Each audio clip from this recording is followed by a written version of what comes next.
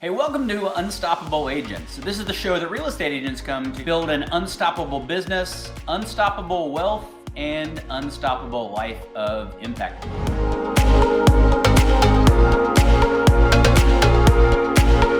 So it's better to take a small amount of a transaction and to be able to do more transactions, leverage your time. You can increase your availability of time, and you can increase your wealth and your cash flow dramatically as well. I am your host, Brian White, and I'm excited because on this show, really, every week we get to interview some of the most amazing real estate agents in the industry. We get to learn just some amazing actionable tips. These are folks that are in the top 2 to 3% of real estate producers in the country. And I'm excited today because I've got Dan Rochon with me. Dan, thanks for joining me. My pleasure. Hey, Brian. So you were in Fredericksburg, Virginia. Is that, I tried to do my research, but I'm not an expert. Is that a DC suburb? Like, what would you say about that? Yeah, I'm actually, so because it's a state brokerage, the brokerage is headquartered in Fredericksburg, but I am located in Northern Virginia, right outside Washington, DC.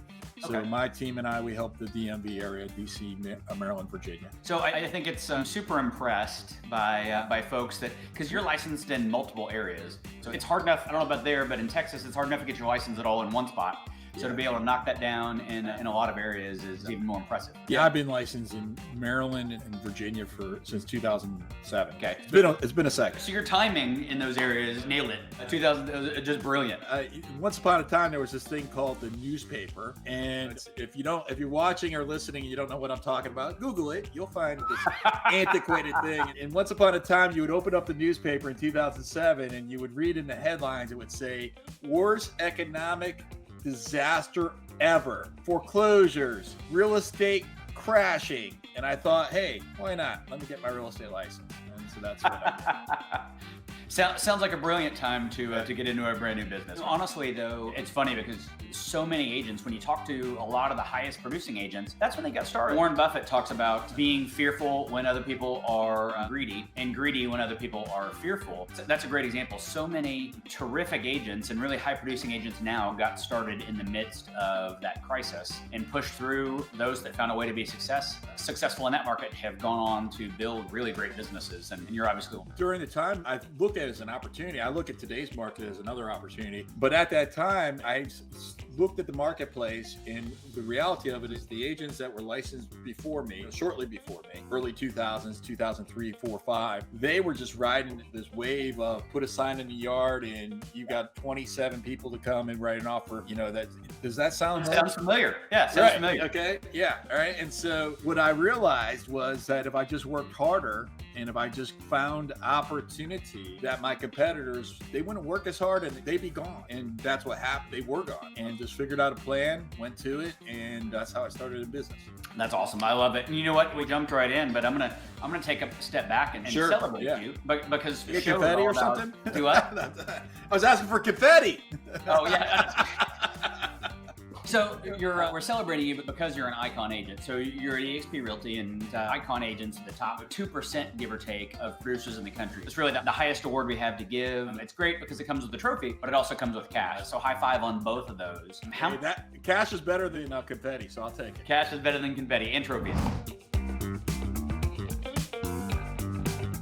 How long have you been with EXP? So you said you've been licensed since 2007. You couldn't have been here that long, but how long you been and how many icons and all that? Interesting enough, my first icon, my first year in EXP as well, I'm probably one of the few agents I was with Keller Williams Realty before I became an agent with EXP. I capped and I iconed in the same year. That's probably bad business planning, okay? but I'll use that for some sort of kudos. So I paid a full cap with my previous brokerage, and I did that in the same year that I iconed, and so this is my first year with EXP. So if it makes you feel any better, I came from Keller in 2018. In February, my first day was February 2018. In November of 17, I capped in 1 month in November, and then made the move like 2 months. Now I feel better. Now I do feel better.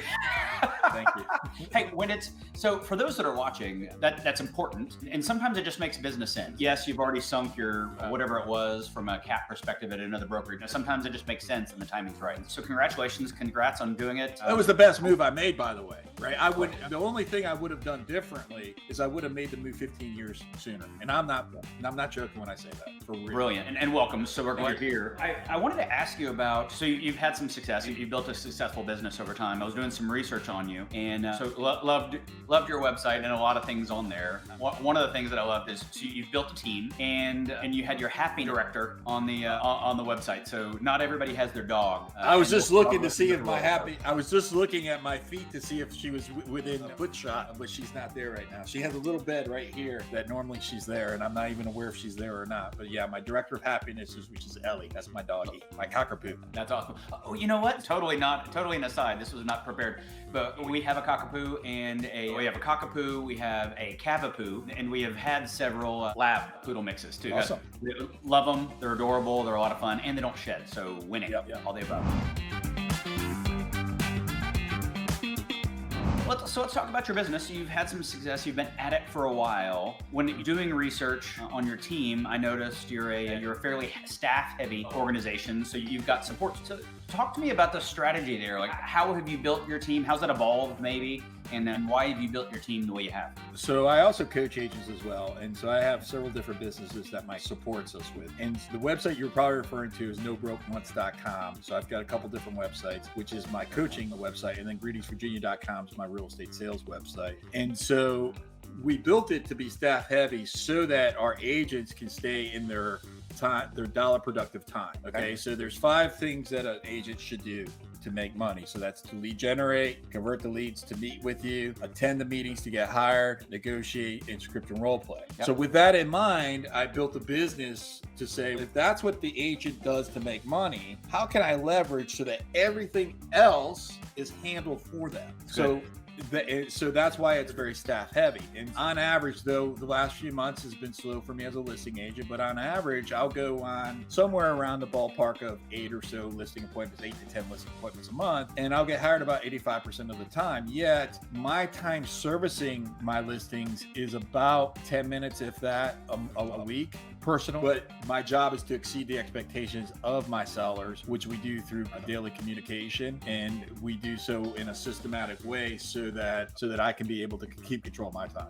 Brilliant. So let's talk about that for a second. And again, team structure and the way you lay things out. You handle all of the listings and then refer out the buyer sides. Does your team also do buyer sides? I know people are always trying to figure out how to structure their team and what's the right model for them. We have 3 departments. Lead generation department. Yep. There's 5 inside sales agents there. Okay. There's another 2 inside sales agents who work for my coaching company. So a total of 7 in the lead generation department. Then we have the operations department. That's led by Director of Operations, Julene. She's been with me for 4.5 years. We have a client care division in there and a marketing division. And then again, we also, because I do a podcast and different marketing, etc., there's a total of 5 people in the marketing department. Then we have the sales department. In the sales department, we have a director of sales, which is me, a listing agent, which is me, and then we have 4 agents who are lead agents, and they use the showing agent model. Okay. So because of being with EXP, we're able to have a cadre of, call it around 20 or so showing agents that we've built up, and now we have 4 lead agents, and the lead agents will use a showing agent so that the lead agents can also only do their CPI time, which is the 5 tasks I shared with you before. Which is awesome, right? So you're teaching leverage all the way through.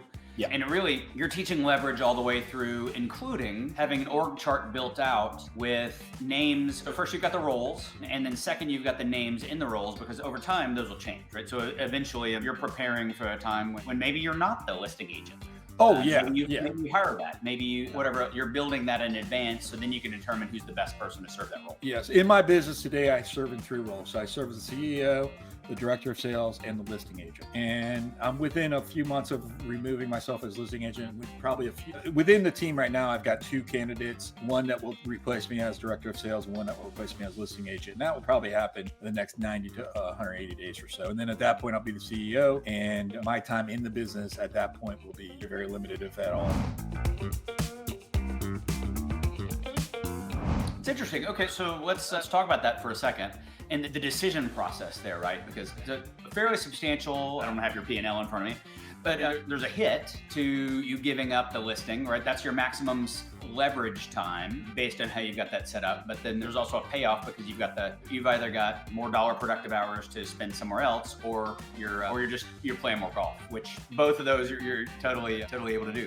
So can you walk us through that, like why you've decided, why you're now getting close to making that move? Just because I have the right people. It's been like, this has been a vision for years, and the only thing that stopped me from being where we are right now, which is like a really close to me stepping into that CEO role and only being in that CEO role, which is the job of the CEO is to be able to define the vision, is be able to find opportunities to clear the pathway for the people to succeed, and so that the people within my organization can reach their goals. So that's what my job, what I'm destined to be, or what I'm destined to do. The timing of it is just simply having the right people in place. The hit in the income is actually not true. I will increase my revenue dramatically by replacing myself in those roles, because if you look at somebody like Gary Keller, for example, he gets, call it $1 per transaction of every one of his $180,000 agents. It's more than that, but let's just say it's $1.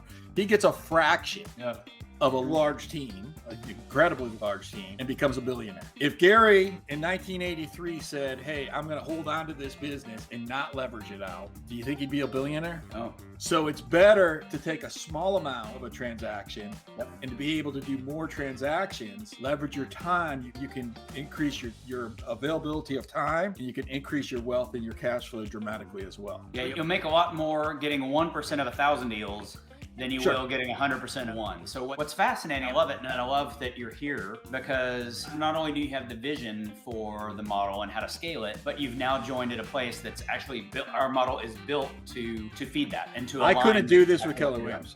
I couldn't do this with any competitor. I couldn't do this because we've got the showing agents where I can serve the entire state of Virginia, the entire state of Maryland, and Washington, D.C., and I never leave my basement because I got the model now to be able to accommodate it. That's brilliant. It's phenomenal. So okay, let's talk about that for a second. So for your showing agents, are you paying per showing? Are you doing that just within your family? You probably extend that well beyond, at least for now, and then just paying per showing to get that scale there too. Yeah, we pay per showing, and it's dependent on the situation. If it's across the street from an agent, it may be not as much having as much money as if it's an hour away, for example. So what we ask for our showing agents to do is because we follow a very specific model of how to make sales. Okay, so we don't wing it. We follow a recipe. So we do ask the showing agents, who essentially are contractors, they're not team agents, they're essentially contractors, to follow a very small part of that process. And so everything that we do has been well defined, it's been well laid out, it's available for training on demand, and anybody that's going to show any sort of home for us are going to be required to go through that very basic training to be able to qualify to be a showing agent. Good. And then we'll pay them per showing. That's great. And that ensures that your agents have a high level of success, but it also ensures that the client gets a great experience, because that's part of your experience and your team's experience. No matter who shows them the house, you're responsible for it, and you make everybody more successful. And what's cool about that from an impact perspective is you're also training agents that aren't on your team, right? You're just raising the expertise of the brokerage, providing a better support for the industry, and giving us all a better name because you've extended your reach. It's a win-win. It's a win because I'm able to get to nooks and crannies across the state that I would never be able to serve at a high level, and we're able to have consistency for our clients because of the training and development, and we're able to increase the revenue and the take-home pay for our agents because they're able to scale and leverage as well. And then we have the support of the client care, the marketing, the administrators to be able to take care of everything that's not dollar productive. That's really great.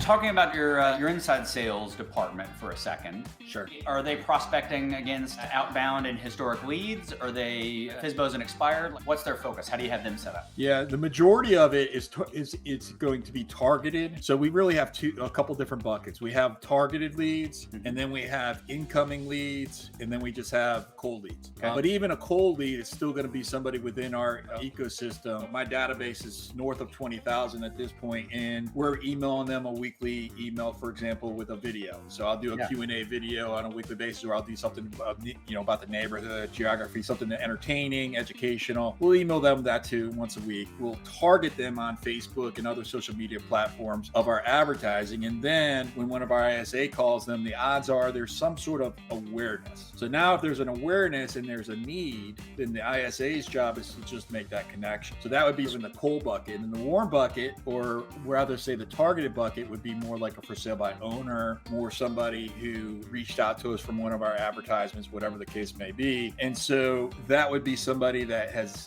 mentioned that they have a need. Whether their timing is right or not, we don't know, but their ISA's job is still that gap to make the introduction to the agent. That's great. And the interesting thing about that and why the ISA model works so well is if you've got 20,000 people in your net, it says that 2,000 of them are going to move. Yeah. They're going to do something in any given year. And it's just, can you create an intersection of knowledge and time? Can you a certain amount, and can you intersect with them at the right time? So that's great. And then having that awareness for the advertising to be able to do videos, to be able to drip on them throughout the year, both in email as well as on social media. That's terrific. And I've seen some of your videos, and you do a great job.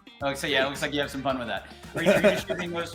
Do you distribute those via something like BombBomb? What's your email method? I'll record film them on the phone. Okay, I'll film them on the phone, or I'll film them on the computer like we're doing right now. Then my marketing department will edit them. And literally, I don't put any additional effort into my videos because I've got the team behind me to be able to edit those, etc. They'll put it on YouTube, and we'll email them a YouTube link. It's that simple. Super simple. Yeah, I think that so often, and myself included, right? So some of the questions I ask for the audience, some of the questions I ask for myself, Yeah. right? I do a lot of video ourselves, and it's real easy to overcomplicate it. I have others that edit it and distribute it, but we can worry about the beauty of our newsletter, the beauty of whatever, and ultimately it's just get it done, man. Just get it out in front of people, and people will respond. Yeah, done. What is that? There's some sort of saying, done halfway is better than not done at all. Or, that's the gist of it. And done is better than perfect. Yep.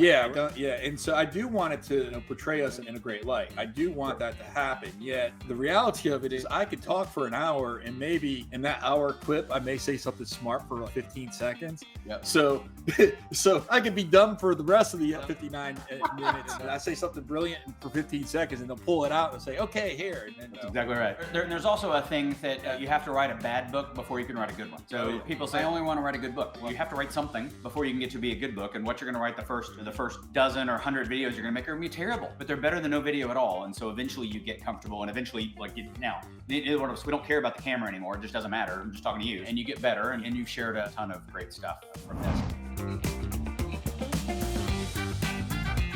Dan, I appreciate your time. I would love to give you an opportunity to wrap up. If there's anything that you want to close with, or we have your socials and your connections, so we'll include those in the description so people can find you. Certainly, anybody moving to the DC, Maryland, Virginia area should reach out, and we'll make sure that they know how to reach you. Anything else you want to wrap up with? If you were to refer somebody to me, I promise that I will treat them like gold. I'll update you throughout the process, and most importantly, I'll make you look good. And if you're an agent, you're looking for some leverage, we do have a virtual assistant company, the CPI VAs, and you can find out about that if you visit nobrokemonths.com. Awesome. Dan, thank you for joining me today. I appreciate it. It's been a pleasure. I know our audience has learned a ton. I have personally, and I just enjoyed getting to know you. My pleasure. Thanks.